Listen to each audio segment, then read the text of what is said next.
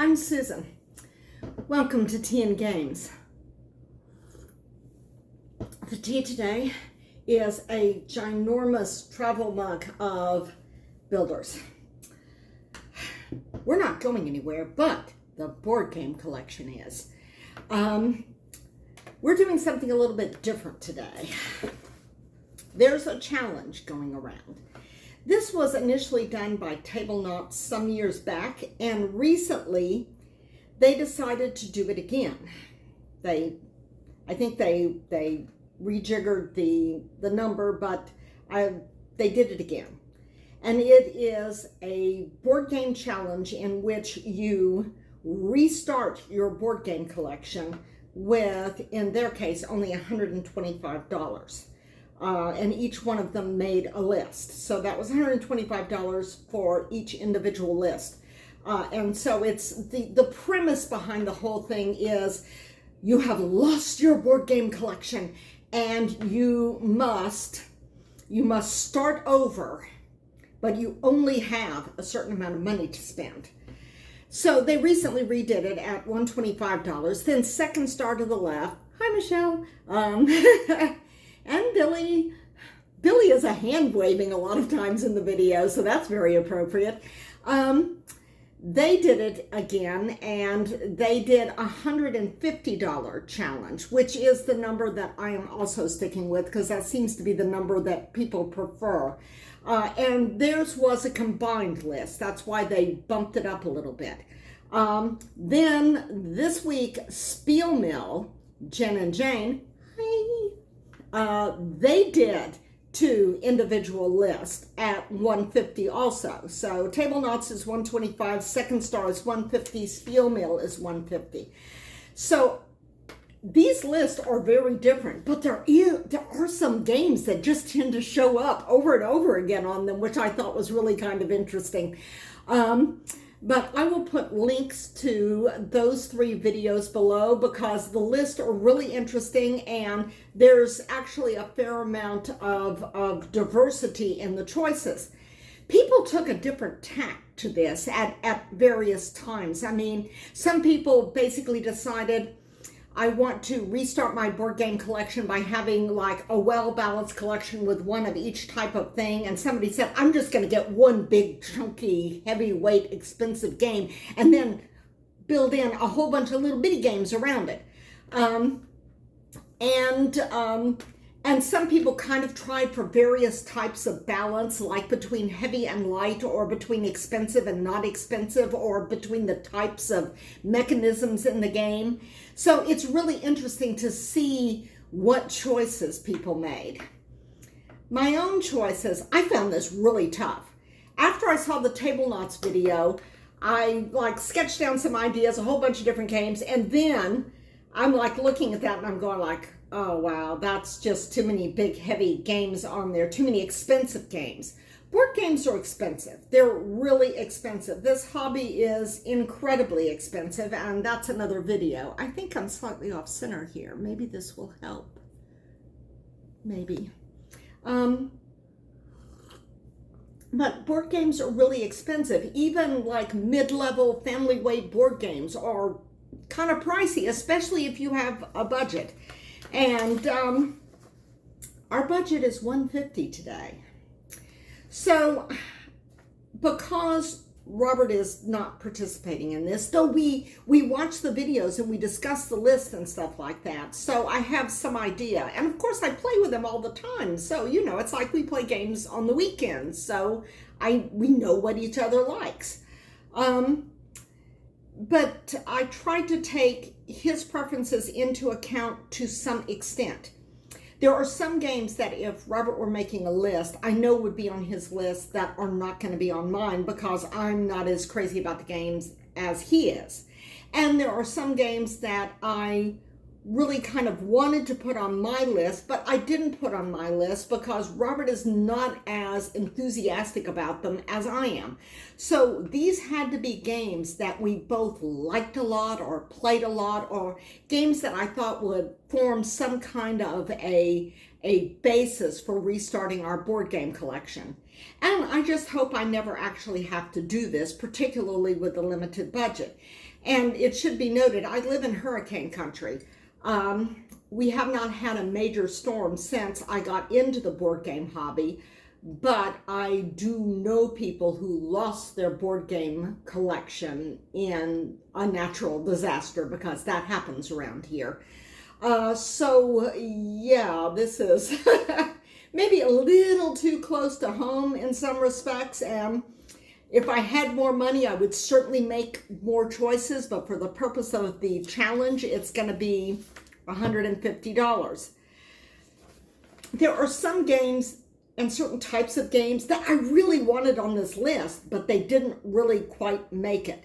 We love polyomino games, especially Uwe Rosenberg games. So putting an Uwe Rosenberg polyomino game on this list, that would have just been right, dead in our wheelhouse. I mean, perfect. But the one I really wanted was New York Zoo. And yes, Michelle, New York Zoo is too expensive for the list, for yours list and mine. So she didn't put it on her list because she thought it was going to be too pricey. She didn't even look it up. So I looked it up. Robert would have put Patchwork on it, but Patchwork is one of those games that he likes much more than I do. I like pretty much all of the other games more than Patchwork. So no Patchwork. There's no Ticket to Ride games either, though we love us a good train game. We do have a train game on the list, though. Most train games would be too expensive for this unless you just wanted to drop one in there and then build out little games around it. Robert likes the small box Ticket to Ride London, which might work, but see, I don't like it. Again, that thing. So I like the big maps, the ones with the hilariously convoluted routes. But so besides polyomino games, other types of games that didn't make the list are, there's no party games on this list. We just have a hard time getting one or two more people together at the table to play a game. And it's even harder to get like party game numbers of people together to play a game. So no party games. Because the whole idea is I really wanted to lean into games that we were going to get the most bang for that $150, that where we were just going to get like the most gameplay and the most enjoyment we could. And this is, I should say, not a what you should get if you're starting a board game collection. This is just kind of a combination of weird restraints and personal preferences and trying to figure out what I can do here. And people like different stuff. My list is wildly different from everybody else's, I have to say, though there is a little teeny tiny bit of overlap. But yeah, I tried to go for as broad of a selection as I could. There are no two-player games in here, even though two-player is our usual number. And that's kind of that whole broad thing. I do have some games that can be played with a large group of people. But I don't have any party games and I don't have any two-player games, but the games that I do have play well at two. And the two-player thing, deciding not to go two-player, is why Canopy isn't on the list, because that is one of our all-time favorite games. And I may talk about some of the other games that didn't make the list as we go on, but let's dive into it. I guess the very first thing that I have to do, and you notice the camera's a little bit closer this time, it's because I've got all of the games here out of camera range so I can surprise you.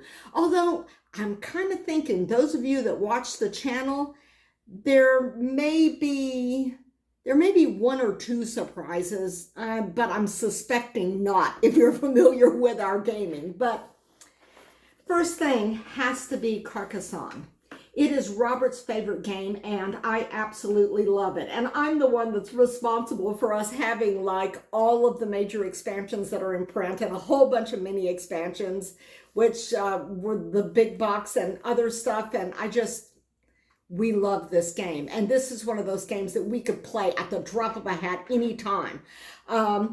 We sometimes play with expansions if we kind of want to make a meal of it, just really get into the weeds, but a lot of times we'll just play the base game with the river and abbot, because the more tiles you add, the longer the game takes. And if we want a quick game, we love it. And there's something so satisfying about tile laying. I mean, there was no way, even if Carcassonne was for some reason prohibited from being on the list by some weird rule, there's no way that we wouldn't have a tile laying game on the list, because tile laying is so satisfying. And another fave of ours is Rome, which is coming back into print this year. And I should give you the prices for these. What I did is I scoured the internet and the shops, and mind you, I wouldn't recommend buying from some of the shops that I found, because I did a deep dive looking for the rock bottom price that I could find on stuff so that I could have more games on the list. But I found the base game of Carcassonne for $16 on sale, which is a stunningly low price. It's a bit more than that. It's not like a super expensive game, but at the same time, 16 is an amazing price. And Rome, the only price I could find for Rome, because it is so deeply out of print, the best price I could find for it is $30, and that was on the GameFound reprint campaign. So yeah, it's coming back into print. This is a small box game, as you can see, but it is a 4-player area control game.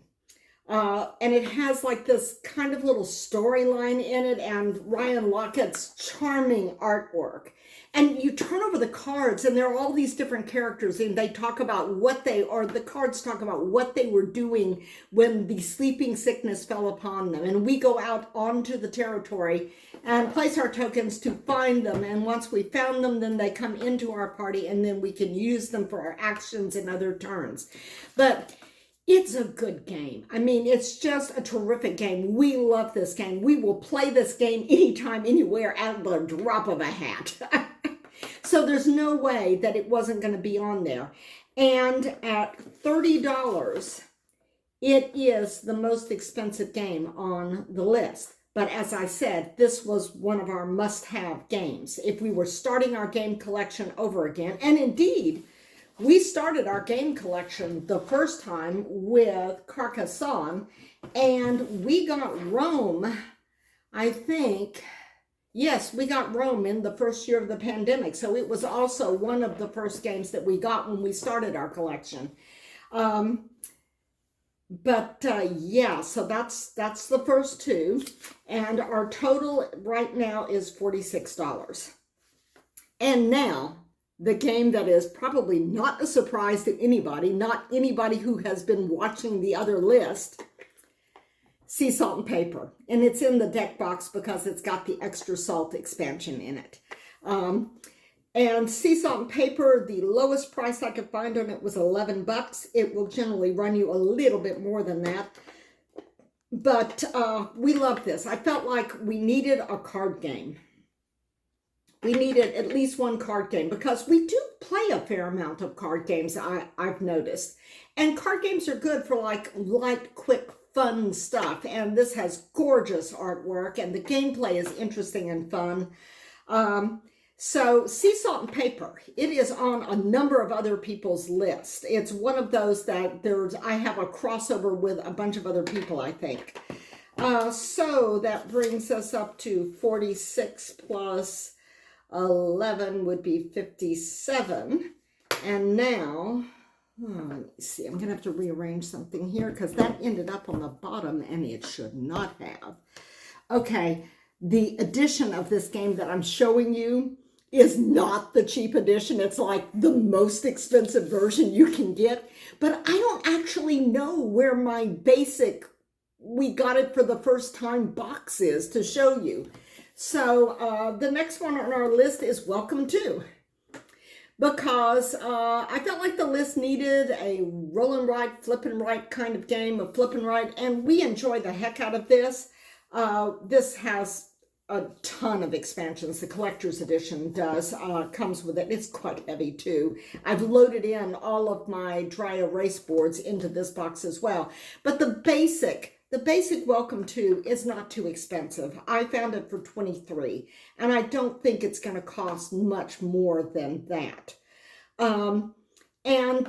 So it's a fun little flip and write, a little maddening, manipulating the numbers occasionally, but yeah, we enjoy this a lot. It's very light, and this also would fill the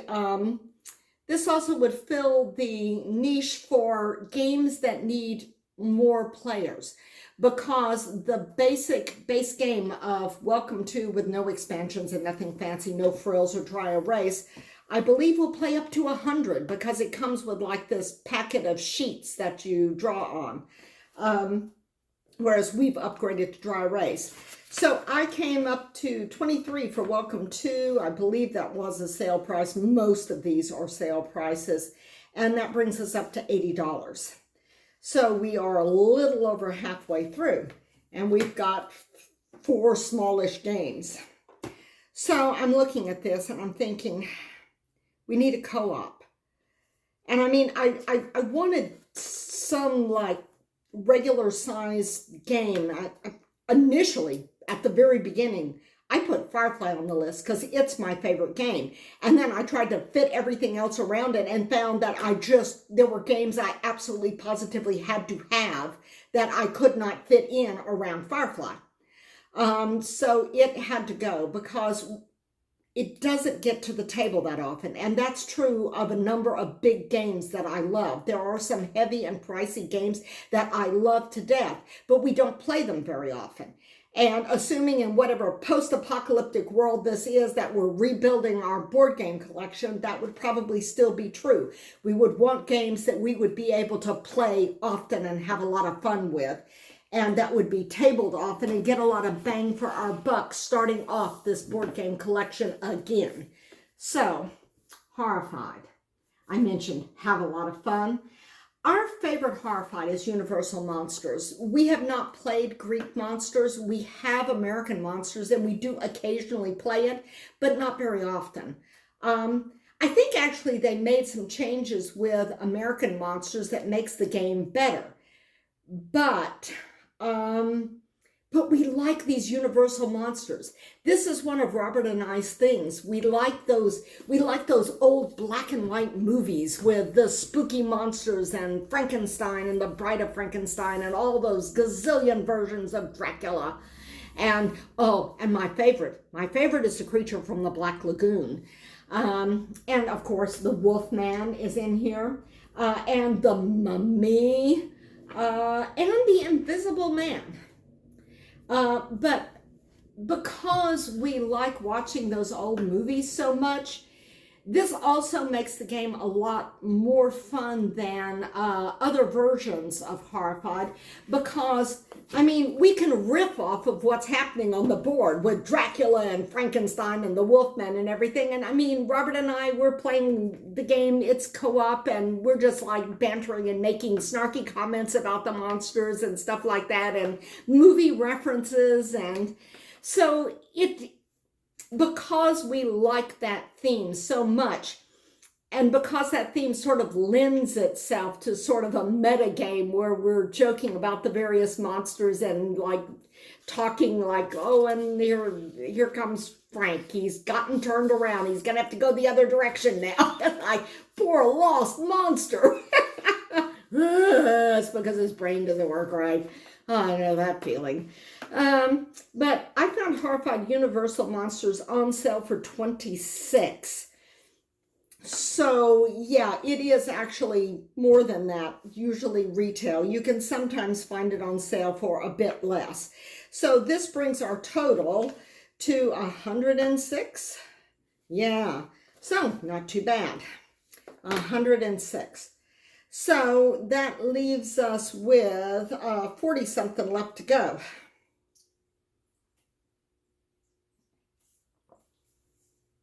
And I thought about putting other things in there, but I felt like when I got down to this far into the list, I felt like there just wasn't enough difference, enough variety in the games, because this is starting your collection over again. So this is like you just get these games, and this for some indefinite period of time will be what you are playing. So Horrified, Rome, Carcassonne, Sea Salt and Paper, Welcome To. And that's a pretty entertaining stack. But felt like we needed something a little bit thinky. And a train game. There are no trains in the game, no trains in the box. It's route building. Route completion, objectives, cashing in money to buy trip cards. And so this tiny box has a surprisingly tight and thinky little train puzzle thingy in it. And you make the routes like this. I've talked about this game before. We've played it recently. It's been on a recent video. But, yeah, this has got a surprising amount of game in a very tiny box. And, I mean, it looks pretty easy. It's definitely an easy teach.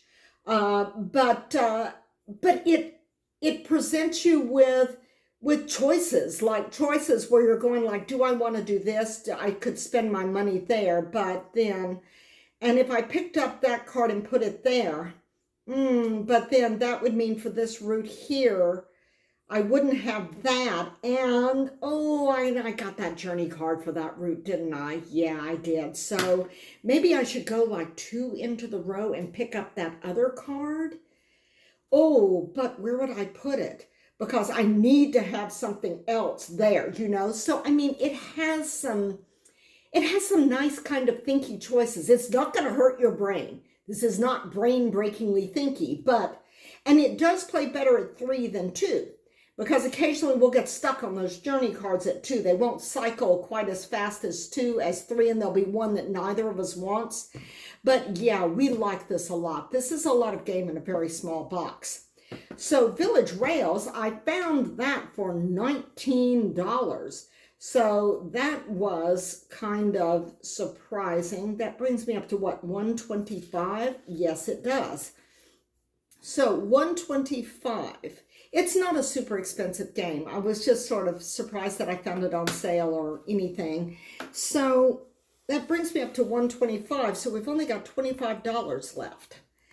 And I'm looking at this and I'm thinking, we don't have a dice game. There are no dice games in here. And I got to thinking about it, and I thought about maybe Yahtzee or something like that, but that's not going to take up like $25, but Spots will. And Spots is kind of a surprising choice for this list, because I don't think either Robert or I would put this like at the top of our all-time favorite games list. And I mean, a lot of these games here are games we just love to pieces. I mean, we could just play them until they fall apart, and we probably will. But here's the thing. Spots also falls into that category of games that we will probably play until it falls apart. And it's got a huge bag of dice in here. I mean, just a ginormous bag of dice. It's got like a chunky block of dice. So you could use this for other dice games like Yahtzee. So it's kind of, or Farkle. I've never played Farkle, but I understand it's something like Yahtzee. So Spots is a really light, fun game, and I got Spots to fill a very specific niche in our collection. And it will fill the same niche in this collection of games, and that was, I wanted just a not terribly thinky dice chucking game that we could play and have a lot of fun playing, just when we're tired and we're feeling kind of wrecked, you know, or we don't have a lot of time and we just want something light and fun and that we're not going to have to think too terribly hard about it, and that they don't have any high stakes or anything like that. But Spots is that light game. I won't say you need absolutely no spoons to play Spots, because you can go bust in this game. If you just like make random choices, you cannot win. Yeah, this is a very low energy game. It's a game where you don't have to try too hard, and the dogs are adorable. So it's not as luck driven as you would think for dice, because as I said, you do have choices that you need to make in the course of the game, like whether or not you want to re-roll dice and go for and see if you can do better, or risk going for broke, or whether or not you want to pick up another card. I mean, you do get the cards refilled, but there are some special actions that will allow you to pick up another card. So yeah, and that would be your turn, you see? So that would mean you couldn't like fill up like the spots on other dogs. So it does have some decision space in it, and it's a lot of fun. And we play it a lot more than I thought we would even, which probably just says a lot about the kind of days we've been having. So I found the game of spots, whose dice can double for Yahtzee or Farkle. I found it for $22. So that brings us up to $147.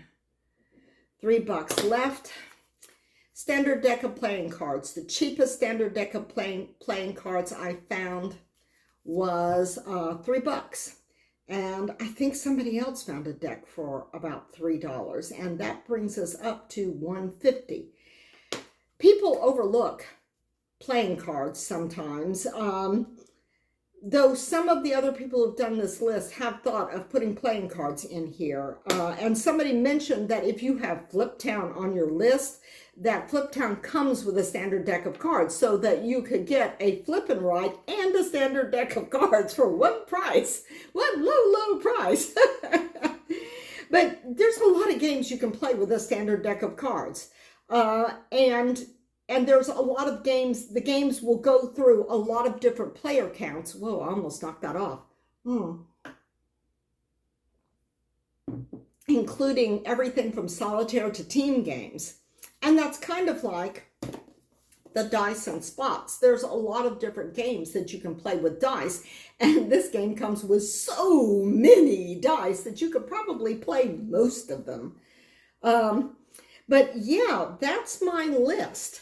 And I don't know that I'm totally satisfied with it, but, after the Tablenauts thing, like I said, I made the list and it was just like way too many things. I was like way over. And then Michelle came out with her list and everything. I thought, okay, I'll make another run at it. And so I got like about halfway through and I started paring things down and I got closer. And then after Spielmill came out with their list, I thought, right, I'm going to sit down and I'm going to do this and I'm going to make another run at it and see what I can come up with for $150.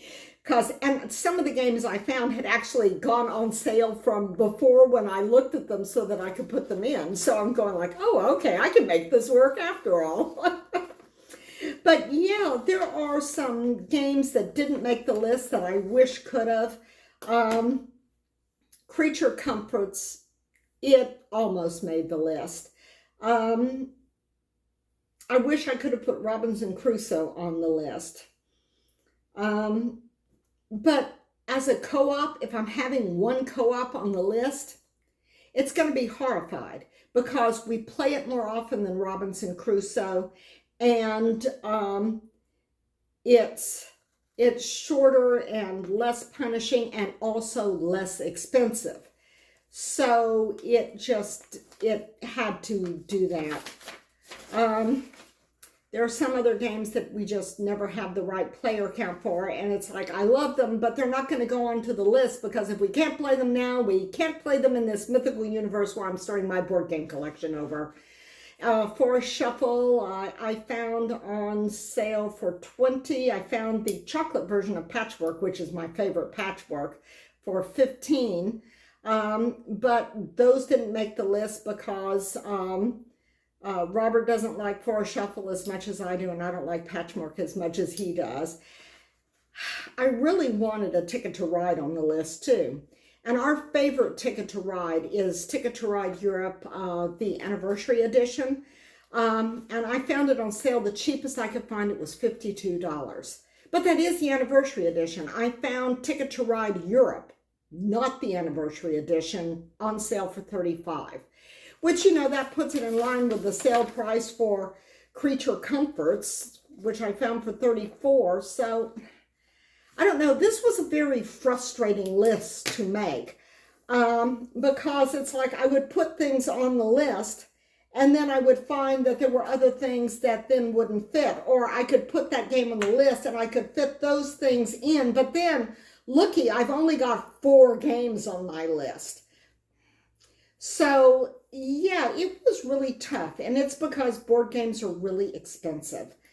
And that's just an unfortunate fact. There are a lot of really, really good games, which have very high quality components that are out of a lot of people's price range, because very high quality components mean that a lot of people can't afford them. And that is unfortunate.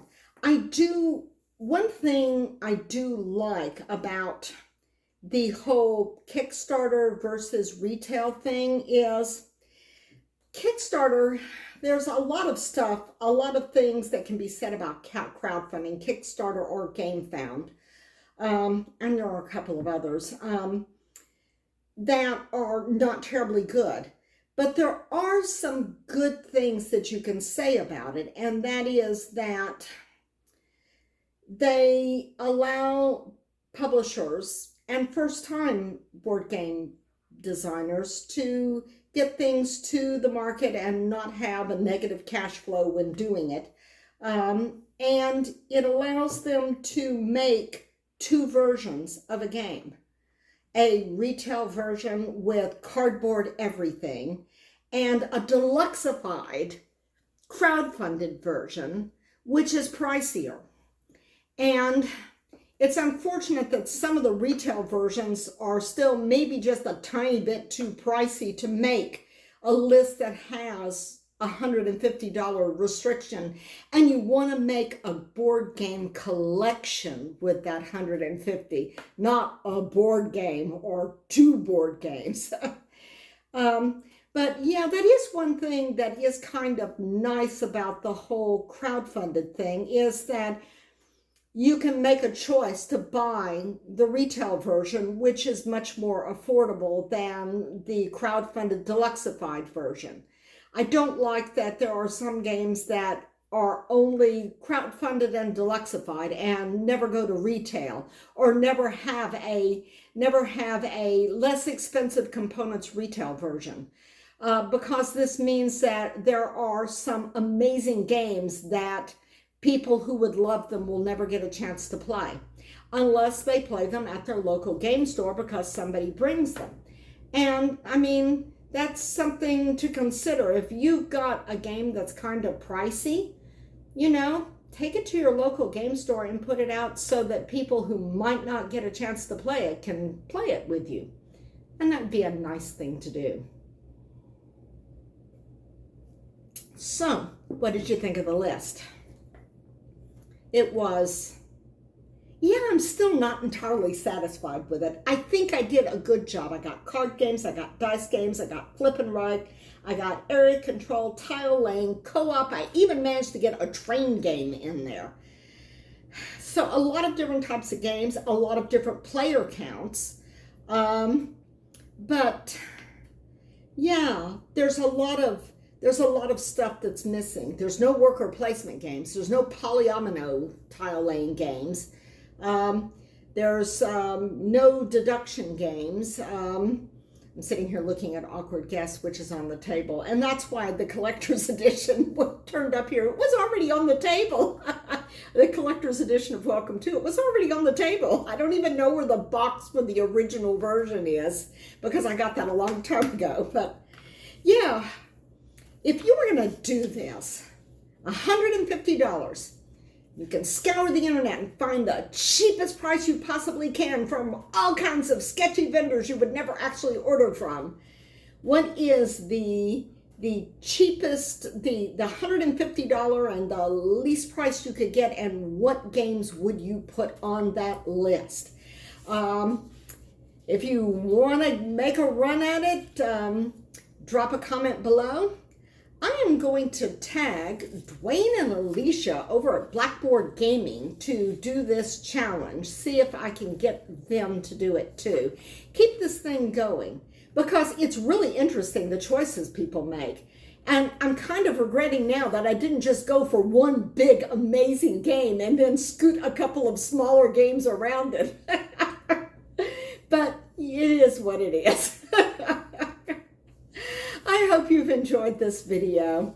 It's been fun, a little maddening, but fun. And I will see y'all next time around the table when we will probably be back to talking about what's actually on our table that we're playing right now, which may or may not include some of these games. Actually, I played some of these very recently, so maybe not. See y'all later.